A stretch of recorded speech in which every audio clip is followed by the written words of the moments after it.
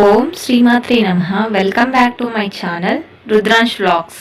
ఇక్కడ గుడిలో శివలింగం సంవత్సరంలో ఒక్కసారి మాత్రమే కనిపిస్తుంది. పశ్చిమ గోదావరి జిల్లాలో ప్రముఖ ఆధ్యాత్మిక సన్నిధానం వీరంపాలెంలో కొలువుదీరిన శివ పంచాయతన క్షేత్రం. తాడేపల్లిగూడెం పట్టణానికి 20 కిలోమీటర్ల దూరంలో ఉన్న ఈ క్షేత్రానికి వెళ్లాలనుకునే భక్తులు అనంతపల్లి వెళ్లే మార్గంలో చిరుతాడేపల్లి కడియ యొద్ద నీలాద్రిపురం మీదుగా చేరుకోవచ్చు. ప్రకృతి రమణీయత మధ్య చక్కటి పల్లె వాతావరణంలో ఆహ్లాదకరంగా ఉండే ఈ ఆలయ సముదాయాన్ని బాలత్రిపుర సుందరి పీఠం ఆధ్వర్యంలో 2003 సంవత్సరంలో కేవలం 99 రోజుల వ్యవధిలోనే నిర్మించారు. హిందూ దేవతారాధన విధానంలో పంచాయతనానికి విశిష్ట స్థానం ఉంది. 5 దేవతామూర్తులకు ఒకే ప్రాములలో ప్రత్యేక పూజలు చేసే విధానాన్ని పంచాయతీలను అని అంటారు. ఈ క్షేత్రంలోని గర్భాలయంలో విశ్లేషణుడు రుద్రాక్ష మండపంలో బాలలింగ రూపంలో భక్తులకు దర్శనమిస్తాడు.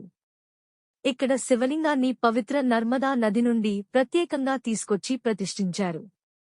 మేధా సరస్వతి ఆలయం 2వ బాసరగా ప్రసిద్ధిగాంచింది.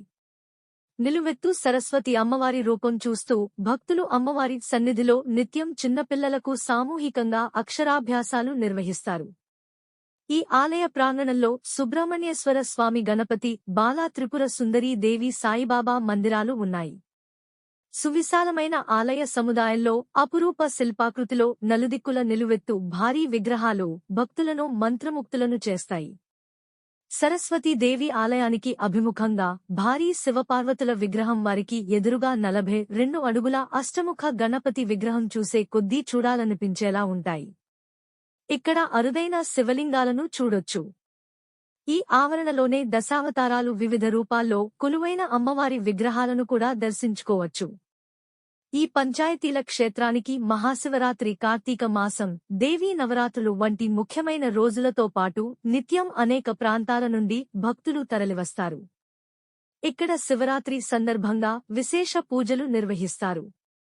ఆ సమయంలో లక్షలాది మంది భక్తులు ఈ ఆలయాన్ని దర్శించుకుంటారు. నిత్యం ఇక్కడ భక్తులకు ఉచిత అన్నదానాన్ని నిర్వహిస్తారు. ఈ ఆలయంలో మరో ప్రత్యేకత ఏంటంటే ఇక్కడ హుండీలు, దక్షిణలు తీసుకోవడం అనేది ఉండవు, విరాళాలు కూడా స్వీకరించారు. Thanks for watching. ఈ వీడియో కనుక నచ్చినట్లు అయితే ఒక లైక్ వేసి మీ ఫ్రెండ్స్కు షేర్ చేయండి.